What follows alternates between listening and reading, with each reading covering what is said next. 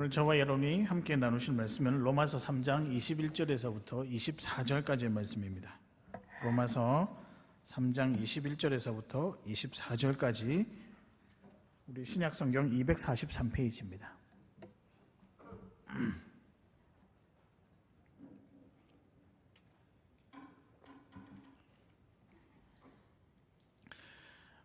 우리 다 찾으셨죠? 우리 한 목소리로 읽도록 하겠습니다. 이제는 율법에 하나님의 한 의가 나타났으니 율법과 선지자들에게 증거를 받은 것이라. 곧 예수 그리스도를 믿음으로 말미암아 모든 믿는 자에게 미치는 하나님의 의니 차별이 없느니라. 모든 사람이 죄를 범하였음에 하나님의 영광에 이르지 못하더니 그리스도 예수 안에 있는 속량으로 말미암아 하나님의 값없이 의롭다 하심을 얻은 자 되었느니라. 아멘. 어려우시죠? 로마서는 어려워야 제맛이 있다라고 누가 그러더라고요. 근데 그건 본인 말이지만 우리는 더 쉽게 이해하기를 바라는데, 여튼 그래서 제가 이번 주에도 이 어려운 교리를 어떻게 하면 쉽게 할 수 없을까 고민을 많이 했습니다. 오늘은요, 특별히 24절 마지막에 나오는 하나님의 값없이 의롭다 하심이라고 하는 칭의에 관한 말씀인데요. 그래서 오늘의 말씀은 의롭다 하심입니다. 다른 말로, 또 신학적인 말로 칭의라고 하는데요, 하나님께서 우리를 의롭다, 즉 죄인을 의인되게 하셨다는 것입니다. 여러분, 그래서 칭의는요 하나님의 선물입니다. 여러분을 죄인에서 의인되게 하신 분이 여러분 안에 있는 어떤 힘이나 노력이 아니라 하나님의 특별한 은혜에 의해서 의인이 되었다는 것이죠. 그러니 이것은 선물이 아니라고 할 수 없는 귀한 것입니다. 제가 이제 그 한 달 정도 이렇게 구원에 관해서 살펴보고 있는데요, 지난주에는 부르심에 관해서 살펴보았습니다. 그래서 제가 머릿속에 이 구원의 여러 가지 서정이라고 하거든요. 조금 어려운 말로. 물론 이제 우리 구원이 단 한 번에 진행이 되지만 좀 우리가 알기 쉽게 도식화하자라고 해서 구원의 서정이라는 말을 가지고 단계별로 이렇게 한 번씩 정리를 한 것이 있습니다. 그래서 뭐 크게 8단계도 있고 4단계도 있는데 저는 개인적으로 한 4단계 정도 나누면 되지 않을까. 첫 번째가 지난주에 무슨 부르심요? 네, 마음이 쓰립니다. 첫 번째 지난주에는 무슨 부르심? 유효한 부르심입니다. 이제 기억이 나십니까? 처음 한번 불렀던 것은 영원히 뭐하다? 유효하다. 그래서 우리가 어떤 사람으로 불렀다? 귀한 사람. 두 번째는 필요한 사람. 감사와 순종. 물론 저는 보고 여기 적어놨으니까 이렇게 부드럽게 이야기하지만 여러분의 고충도 이해할 것 같습니다. 자, 먼저 부르셨고요. 그 다음 두 번째가 뭐냐면 오늘 배울 칭의입니다. 의롭다 하심. 그리고 다음 주에는 뭐냐? 가족입니다. 다른 말로 양자됨이라고 하고, 마지막 네 번째는 성화라고 합니다. 뭐 죽기 직전에 마지막에 이제 성화가 이루어지고 주님과 함께 영화로운 삶을 살아간다라고 할 때 그 성화를 이야기하는데요. 그래서 제가 약간 이것을 풀어서 여러분들에게 이 구원의 과정을 그림처럼 설명을 한번 해보고자 합니다. 제가 그림을 한번 그려서 PPT 띄우려 하다가 저는 역시 그림하고는 전혀 인생에 무관한 삶을 살아야 되겠다라고 해서 도저히 제가 자신이 없어서 누구한테 또 부탁하기도 그렇더라고요. 제가 한번 설명해 보겠습니다. 먼저 가만히 있는데 여러분, 하나님께서 여러분을 부르셨습니다. 그것이 무엇이라고요? 유효한 부르심입니다. 여기서 조건이나 능력 때문에 부르신 것이 아니라 우리 하나님께서 먼저 다가오셨다는 것입니다. 왜요? 그분의 계획에 따라서 우리를 불렀다는 거죠. 두 번째입니다. 부름받은 사람이 믿음이 생겨 의롭게 되었습니다. 죄인에서 의인이 된 거죠. 그런데 이 장면에 제가 설명할 것이 있는 게, 의인은 조금 다릅니다. 죄인은요, 표정이 되게 뭐라고 경상도 말로 시커멓다고 해야 되나요? 조금 이렇게 까매요.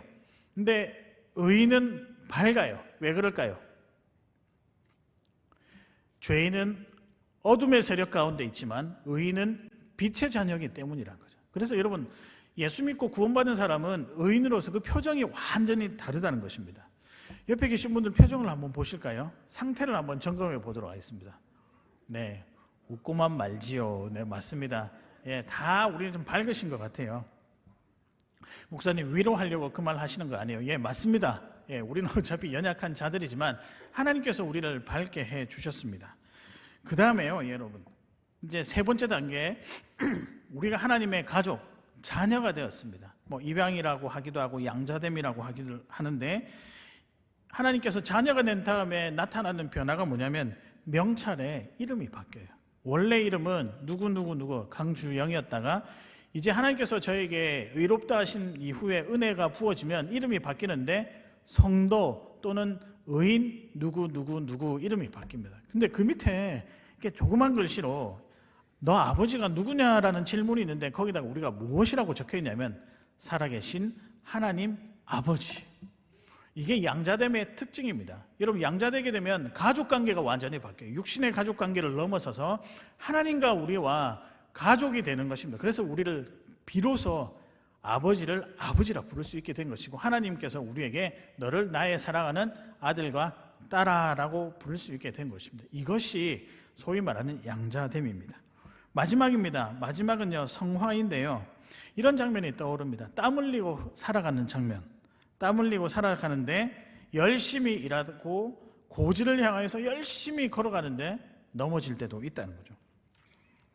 그러나 다시 일어서서 달려가기도 하고 물에 빠지기도 하고 그리고 산을 넘는데 낑낑거리기도 하고, 그러나 여러분 끝까지 고지를 점령합니다. 근데 그 고지를 점령했었을 때 마지막 죽음을 맞이하는 그 성도의 얼굴이 다른 사람하고 달라요. 죽음 앞에 서 있는데도 너무 기뻐하는 것. 왜 그럴까요? 영원한 생명과 영원한 나라가 준비되어 있기 때문입니다. 여러분, 이것이 성화까지 가는 모든 구원의 과정을 제가 간단하게 설명한 것입니다. 물론 부르시고 칭의, 그 다음에 자녀됨, 이 순간까지는 한 번에 진행이 되고요.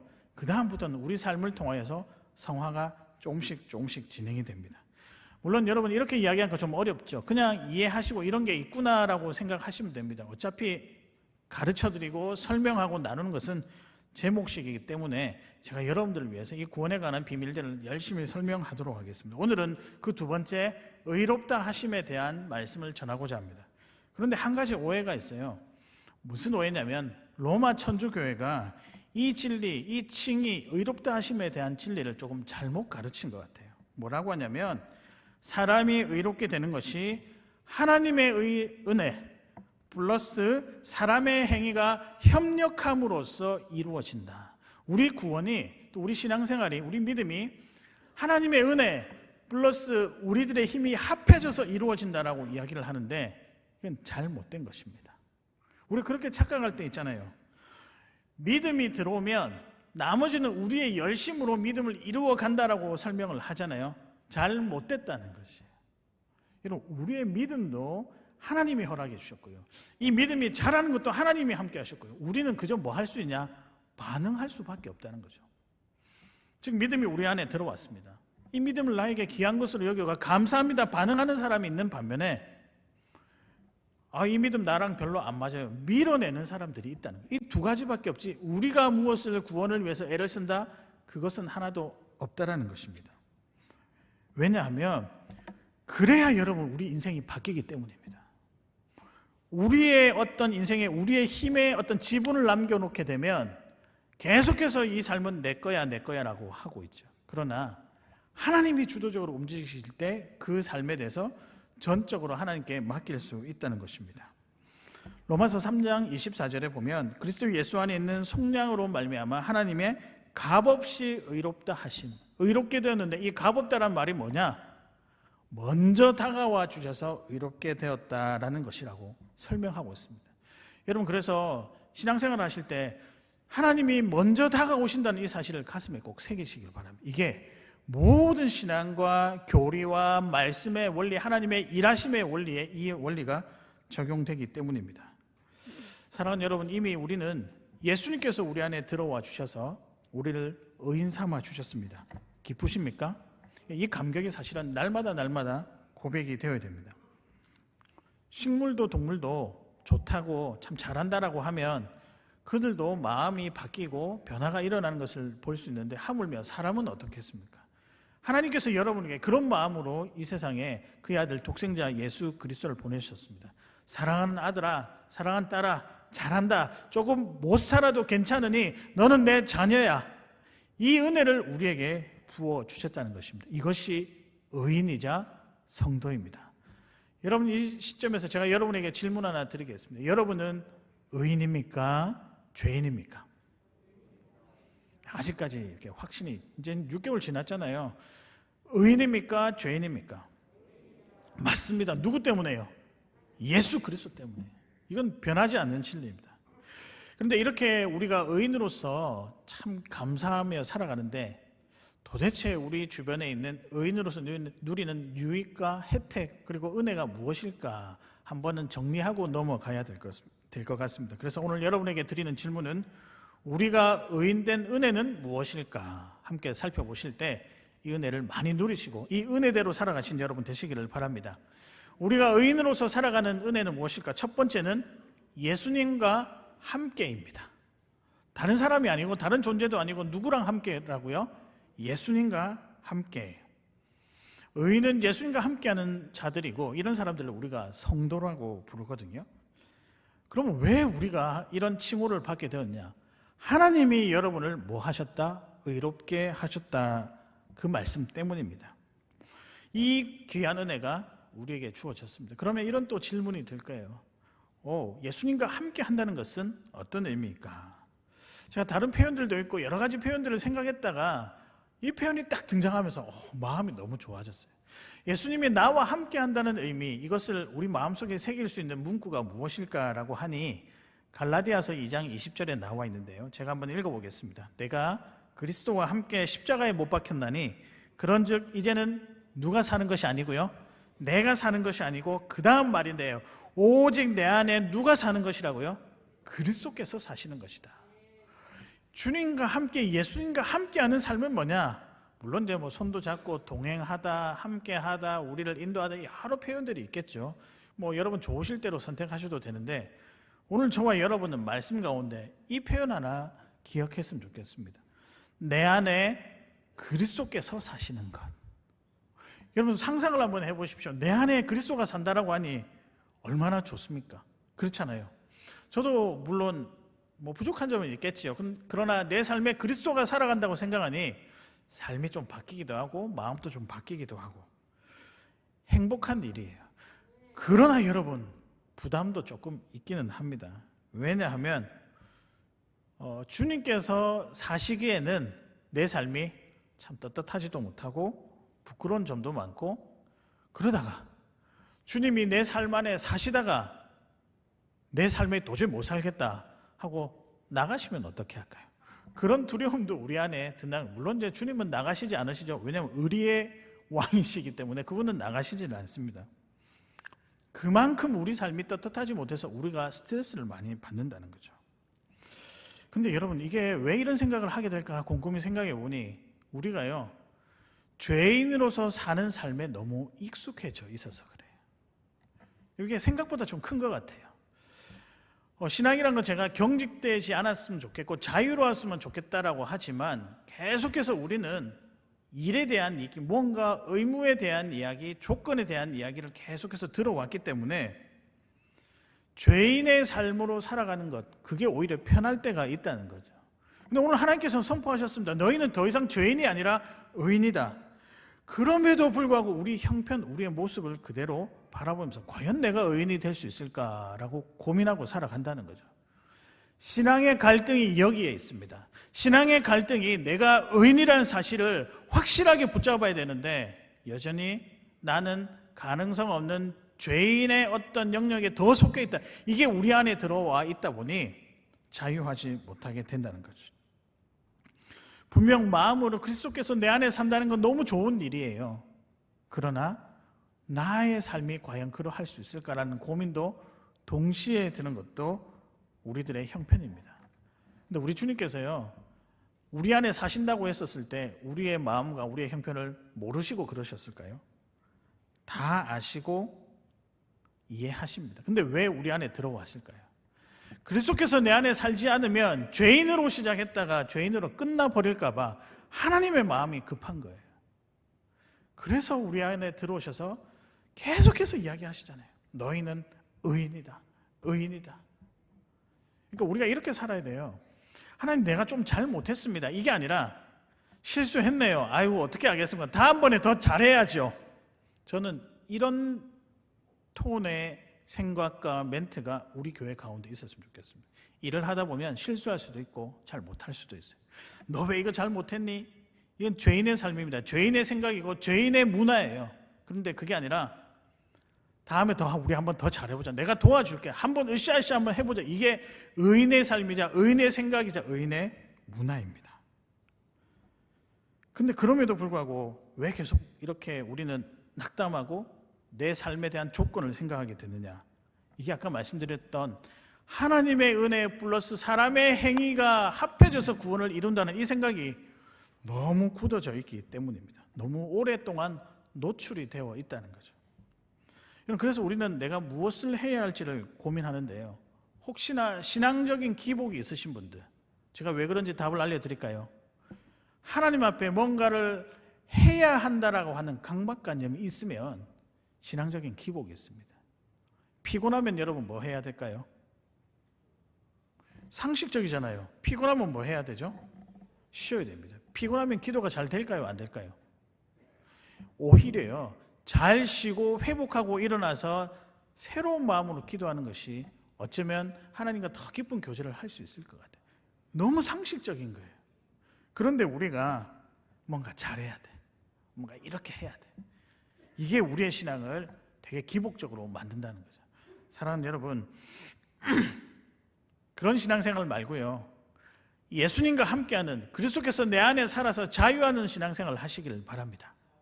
이렇게 말씀드려도 또 마음 한구석에, 아니 목사님, 그래도 예수님께서 내 안에 사시다가 떠나가시거나 나랑 멀어지면 어떻게 해요? 네, 예수님께서, 우리 하나님께서 안전장치를 하나 마련해 두셨습니다. 그 안전장치가 뭐냐? 예수 그리스도라는 것입니다. 로마서 3장 24절에 보면 그리스도 예수 안에 있는 속량으로 말미암아, 속량이란 말은 대신값을 치렀다라는 의미인데요. 3장 25절에 이렇게 나와 있습니다. 오늘 읽지 않았지만 이 예수를 하나님이 그의 피로써 믿음으로 화목제물로 세우셨으니 이는 하나님께서 길이 참으시는 중에 전에 지은 죄를 간과하심으로 자기의 의로우심을 나타내려 하심이니, 다른 말로 표현하면 멀어질 것 같으니까 하나님께서 안전장치를 마련해 놓으셨는데 언제든지 화해할 수 있는 예수 그리스도를 제물로 바침으로 말미암아 더 이상 우리들에게 너의 연약함을 묻지 않고 나는 끝까지 너를 나의 자녀로 삼아 살아가겠노라 라고 하는 것이 안전장치입니다. 그래서 여러분, 조금 못 사셔도 됩니다. 이렇게 이야기하면 우리 교회 담임 목사님이 조금 못 살아도 된다라고 하시더라, 나 엉망진창으로 살아야지, 제발 그렇게 우리 유아티 가게는 생각하지 마시고요. 애를 쓰다가 때로는 나의 욕심이 많아서 나의 것을 추구할 때도 있습니다. 그렇죠? 저라고 별거 없겠습니까? 저도 여러분 항상 제가 운전할 때 기도하고 합니다.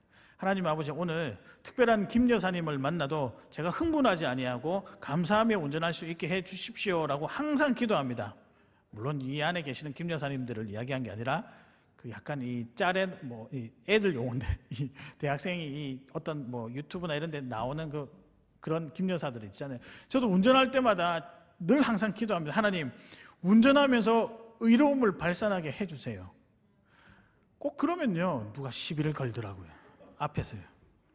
참 이렇게 쉽지 않은 것 같아요. 누구를 만났는데 정말 그 사람을 위해서 내가 기도하고 나가는데 하필이면 기도하고 나간 사람의 말 한마디가 나의 상처를 줄 때가 있잖아요. 같이 욕하는 거예요. 우리도 같이 화내고, 그리고 돌아서면 후회하는 거예요. 나 이렇게 살고 싶지 않아. 나 오늘 기도하고 나갔는데. 너무 거기에 매이지 마십시오. 왜냐하면 예수 그리스도께서 화목제물로 이미 우리에게 오셨기 때문에 하나님의 반응은 이겁니다. 너 왜 그렇게 안 했어가 아니라, 아이고 힘들었구나, 내일 다시 한번 더 도전해보고자 하고 토닥토닥 거리시는 거예요. 우리 하나님은 그런 하나님이십니다. 사랑하는 여러분, 예수님과 함께 살아가시는 의인의 삶을 살아가시는 여러분 되시기를 바랍니다.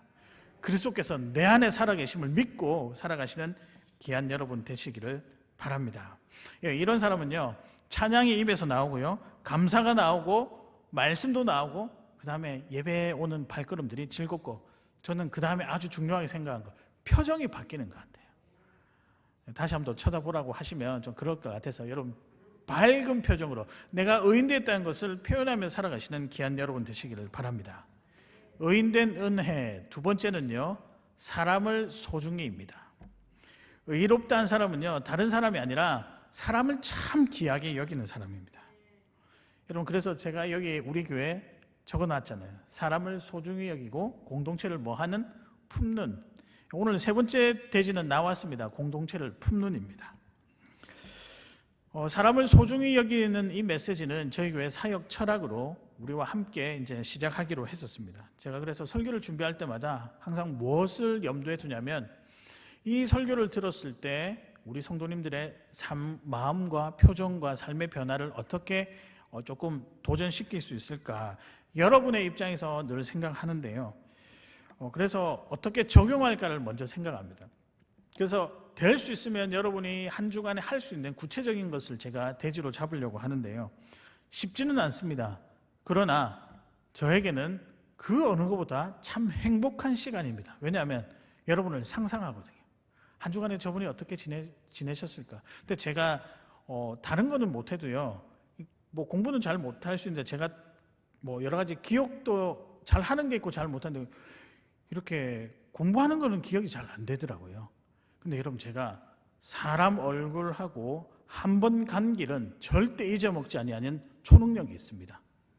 그래서 제가 우리 성도님들 이렇게 보면은 우리 여성분들은 옷을 뭘 입었는지, 그 다음에 여러분 헤어스타일이 어땠는지 그냥 이게 보이더라고요. 그래서 가끔 또 우리 어머니 되시는 분들한테 우리 여성분들은 헤어스타일 바뀌고 나서 참 이쁩니다 하면 그렇게 좋아하시더라고요. 우리 남편분들은 꼭 기억하시길 바랍니다. 여러분을 상상합니다. 왜냐하면 의인으로서 그 감격받고 살아가는 삶의 표정이 어떠할까, 모습이 어떠할까. 그러나 여러분, 지난주와 마찬가지로 이번 주 설교도 쉽지는 않았습니다. 어떻게 하면 상상을 했는데 의롭다 하심을 받은 사람들 그 삶의 어떤 나타나는 모습은 무엇일까 묵상하다가 제가 사람과 공동체가 또 떠올랐습니다. 아마 계속해서 제가 한 번씩 잊혀질만 하면 이 메시지를 제가 여러분에게 드릴 것입니다. 왜냐하면 정말 그런 공동체 되었으면 좋다라고 하는 기대감이 저에게 있기 때문입니다. 저는 이 교회 공동체가 사람 귀하게 여기고 공동체를 품어나가는, 겉으로 봐도 너무 따뜻하고 속에 오면 더 따뜻한 교회가 되었으면 좋겠습니다. 그 첫 번째가 사람을 소중히입니다. 로마서 3장 24절에 우리는 하나님의 값없이 의롭다 하심을 얻은 자라고 되어 있습니다. 값없이라는 구절을 찾아보니 공짜 또는 선물이라고 하는데요, 대상에게 누군가에게 공짜로 줬다는 거예요. 그럼 누굴 줬었을까? 21절부터 23절까지 살펴보니 누구에게 공짜로 주었느냐? 죄인에게 공짜로 주었다는 거죠. 우리에게 공짜로 주었다는 거죠. 사실 택한 자녀들에게 하나님께서 공짜로 주었다는 것입니다. 왜요? 그냥 하나님이 좋으셔서요. 그렇게 하기를 원하셨어요. 여러분, 그래서 우리는요, 하나님이 귀하게 여김을 받은 선물과도 같은 존재입니다. 여러분 옆에 있는 분이 여러분에게도 선물이고 교회 공동체에게도 선물이고 하나님께도 선물인 자들입니다. 그런 사람들을 우리가 어떻게 대해야 될까요? 어떻게 대해야 될까요? 소중히 대해야 되는 거예요. 근데 여러분 또 이런 생각을 합니다. 소중히 대하라고 하니 왜 하필 나인가? 나 누구한테 관심도 받고 싶지도 않고 또 하필이면 내가 왜 다른 사람을 그렇게 소중히 여겨야 되는가? 다른 사람이 나를 별로 소중히 여겨주는 것도 아닌 것 같은데. 근데 여러분, 이 말 속에 무엇이 숨겨져 있냐면 여전히 우리는 조건을 생각을 한다는 거예요. 왜 값없이 주셨을까? 여러분, 하나님께서 그냥 좋으셔서 주셨대요. 그럼 안 믿어요, 여러분. 죄인의 삶은요, 항상 조건이 따라오고 결과로 증명해야 했기 때문에 힘든 거예요. 내가 의인이기 때문에 잘 살아야 되니까 새벽기도 빠지지 아니하고 나오고 예배도 빠지지 아니하고 나오고 하루에 기도 1시간씩 해야 되고 성경도 하루에 뭐 몇 장씩 읽어야 되고, 그렇게 아니하면 나는 신앙생활을 하는 것 같지 않아라고 생각하는 것은 여전히 죄인된 생각에 머물러 있는 조건을 생각하고 결과로 우리 스스로 증명해야 하는 하나님이 원치 아니하는 생각이라는 거죠. 물론 그렇게 하면 좋죠. 기도에도 빠지지 않고 예배도 열심히 나오고 성경도 말씀도 있고 그럼 우리에게 유익하잖아요. 근데 살다 보면 그럴 때가 있나? 여러분 살다 보면 늘 그렇게 살 수 있을까요? 없다는 거죠. 제가 말씀드리고자 하는 것은 이때 여러분 너무 결과를 우리가 애쓰지 말자는 거예요. 자연스럽게 자유스럽게 성령이 우리에게 임하시잖아요. 성령이 임하시면 사실 여러분은 감당이 안 됩니다. 그 하나님의 어마어마한 그 능력의 그 힘이 우리에게 스쳐만 지나가도 삶이 바뀌어요. 어떻게 그걸 감당해내겠습니까? 그럴 때는요, 주체가 안 됩니다. 감사와 기쁨과 찬양과 주체가 안 되는 거예요. 근데 여러분, 이런 경험들을 우리가 일평생에 한 몇 번 할 수 있을까요? 저는 많지 않으리라고 생각을 하거든요. 근데 바울도 보십시오. 한 번 다메섹 도상에 스쳐 지나갔던 그 예수님 만남으로 어떻게 되었습니까? 나머지 인생을 정말 열정적으로 살았지 않겠습니까? 저는 우리가 더 이상 여기에 좀 올려매지 않았으면 좋겠습니다. 우리가 의롭게 되었다. 이 칭의 교리를 잘 표현하는 것이 뭐냐? 우리가 하나님의 자녀 되었다. 하나님께서 새로운 의인으로 만들어 주셨다. 그래서 제일 잘 표현한 것이 사람을 소중히라고 하는 그 메시지입니다. 저는 우리 교회가 사람을 소중히 하는 교회가 되었으면 좋겠습니다. 일 좀 못해도 되거든요. 사람 마음 다치면 그 일은 일이 아닙니다. 사역도 마찬가지로 저는 항상 그렇게 해왔고요. 저는 그렇게 앞으로 할 생각입니다. 좀 실수할 수도 있어요. 그렇죠?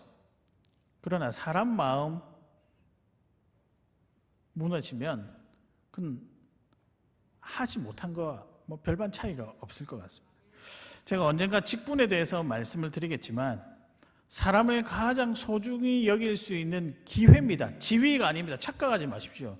목사나 장로나 집사나 권사가 지위가 아니라요, 하나님께서 부여하신 은사, 즉 사람을 가장 잘 섬길 수 있는 기회를 부여받은 자들이라고요. 저는 언젠가 한번 이야기를 하겠지만, 그래서 여러분 직분자들이 제일 해야 될 것은 사람 소중히 여기는 거예요. 우리 모두에게 해당되는 거잖아요. 저에게도 해당되는 거고요. 이 사역 원리가 없으면 사실은 우리는 우리의 신앙도 그냥 허공에 잡는 별 의미 없는 것과 같지 않을까라는 생각을 해봅니다. 사랑하는 여러분, 옆에 있는 사람 제일 소중히 여기시길 바랍니다. 사람에 대한 그 여러 가지 생각들이 있고 또 나에게 상처 준 사람들에 대한 마음도 있을 수 있겠지만 그래도 하나님 앞에 사람을 소중히 여길 때 그 사람이 어떻게 변하냐? 하나님께서 변화시킵니다. 그리고 나도 변화시킵니다. 그렇게 살아가는 것이 의인의 삶이라고 생각합니다. 사랑하는 여러분, 우리 주님께서요, 죄인된 우리들을 의인으로 바꾸시려고 십자가에 돌아가셨습니다. 그 영광스러운 혜택을 여러분 잊지 마시고 꼭 붙잡고 살아가시는 여러분 되시기를 바랍니다. 마지막 의인된 은혜는 무엇일까? 마지막 메시지는 공동체를 품는입니다. 공동체를 품는 일이 의인의 은혜입니다. 의롭다는 사람들이 모여서 교회를 이루고요, 성도가 모여서 이루는 공동체를 교회라고 그러고 교회의 머리는 예수 그리스도입니다. 여러분, 그래서 공동체를 품는다는 것은 교회를 사랑하고 아끼는 것 맞습니다. 근데 제가 조금 다른 표현으로 해볼게요. 공동체를 섬기는 것은 어떤 일이냐? 교회 일을 하는 것이 아니고요, 교회 공동체 안에 은혜로 채우는 일이 교회를 품는 것입니다. 은혜로 채우는 일. 그럼 그것이 무엇일까? 맞죠? 여러분 모여서 함께 찬양하고 함께 기도하면서 서로 박수치고 격려하고 은혜로 채우는 건 맞습니다. 그럼 어떻게 하면 은혜로 채울까? 저는 딱 한 가지라고 생각합니다. 예수님 이야기 많이 하는 것. 이제 이해가 가십니까? 저는 설교를 연결하여서 준비하는 편입니다. 그래서 한 달씩 또는 두 달씩의 어떤 플랜을 가지고 준비를 하는데요, 표현도 조금 자주 똑같은 표현을 쓰는데 제가 이번 주에 우리 교회에 필요한 말씀이 무엇일까라고 하다가 계속해서 제가 하나님 이야기란 말을 많이 했잖아요. 이게 또 생각이 나더라고요. 맞습니다. 공동체를 품는 것은 무엇이냐? 하나님 이야기 많이 하는 것입니다. 예수님 이야기 많이 하는 거죠. 만나면 사역 이야기, 사는 이야기도 필요하겠죠. 왜냐하면 또 그 안에서 하나님 은혜가 있습니다. 물론 이제 따지고 보면 우리의 사는 모든 이야기가 하나님의 은혜 가운데 있는 삶의 일부잖아요. 근데 만나면 이거 해야 된다, 저거 해야 된다, 이게 아니고요, 원래도 하시면 서로 살아갔던 이야기, 예수님 이야기, 내 삶 가운데 나타났던 하나님의 흔적 이야기 많이 하십시오. 그러면 그 공동체는 풍성해집니다. 여러분, 그런 교회가 좋은 교회입니다. 좋은 교회는 다른 게 아니고요, 좋은 교회는 하나님 이야기가, 예수님 이야기가 풍성한 이야기입니다. 나의 이야기도 할 수도 있고 세상의 이야기도 할 수 있지만, 여러분, 거기서 오는 유익은 이게 유효기간이 그렇게 길지 않더라고요. 근데 은혜 이야기는요, 되게 특별하더라고요. 삶을 바꾸는 능력이 그 이야기 가운데 있기 때문에 오래 갑니다. 그리고 이걸 가슴에 기억해뒀다가 우리가 잊어버렸는데 어느 순간에 이 말이 필요할 때 이게 생각이 나요. 왜냐하면 하나님 이야기는 능력이기 때문입니다. 남에 대한 이야기, 우리 뒷이야기, 뒷담화하는 거 좋아하잖아요. 남의 이야기는 순간은 즐거울 수 있어요. 그러나 왜 조심해야 되냐면, 죄라는 상처가 우리 내면에 쌓이는 것이 그런 이야기입니다. 상처를 낸다니까요. 근데 이게 상처가 아물어야 되는데 상처가 덧나고 딱지가 씌워지면, 이게 이제 딱지가 씌워지면 우리가 불편한지 모르고 그냥 다닐 때도 있잖아요. 죄의 흔적이 우리 안에 붙어서 떨어지지 아니한 상태로 다니는 게 사람의 이야기입니다. 그러나 예수님 이야기는요, 나도 밝게 하고 가정도 밝게 하고 공동체를 굉장히 기분 좋게 합니다. 얼마나 귀한 일입니까? 그래서 의인의 고백은 무엇이어야 하는가? 예수님 이야기로 가득 차는 것입니다. 여러분, 좀 전에 말씀드렸듯이 좋은 교회냐 좋지 않은 교회냐, 그렇지 않느냐는 예수님의 이야기가 많이 되느냐 그렇지 않느냐입니다. 여러분, 멋진 교회 건물, 그게 있어서 좋은 교회일까요? 그럼 왜 그렇게 우리가 그런 교회가 욕을 많이 들어먹고 있을까요? 다양한 프로그램, 그리고 큰 스케일의 사역을 하는 것이 좋은 교회일까요? 그럼에도 불구하고 여전히 그 안에서 시험 드는 자는 왜 생기는 것일까요? 저는 그런 교회가 그렇게 되면 좋겠죠. 우리 성도님들은 많은 혜택을 누리니까요. 근데 진짜 좋은 교회는 예수님 이야기가 가득 찬 교회입니다. 여러분, 그 이야기를 많이 들으면 어떻게 되는 줄 아십니까? 회복이 돼요. 도전이 생기고, 나 그렇게 못 살았는데 나 오늘 그렇게 한번 살아봐야지라고 하는 삶의 발걸음의 첫발의 어떤 힘이 다르다는 거죠.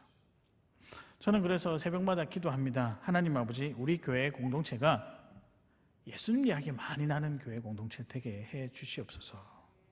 이런 교회는 누가 분노하지도 않고요, 서로 배려하기도 하고, 정확하게 서로의 말 안에 상처 주는 말보다 더 귀한 축복의 메시지를 많이 전달하는 것으로 생각을 합니다.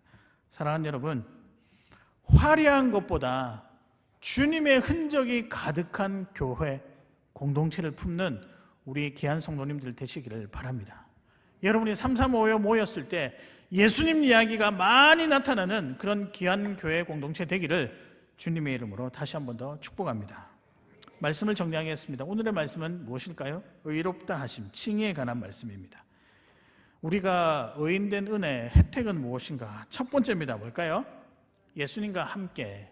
예수님과 함께라는 말 대신에 저는 이것도 괜찮을 것 같아요. 오직 내 안에 그리스도께서 사시는 것. 그렇게 맞는 삶을 살아가신 여러분 되시기를 바랍니다. 두 번째입니다. 두 번째는 무엇일까요? 사람을 소중히입니다. 옆에 있는 사람이 제일 귀한 사람이다. 배려하시고 살아가시길 바랍니다. 마지막입니다.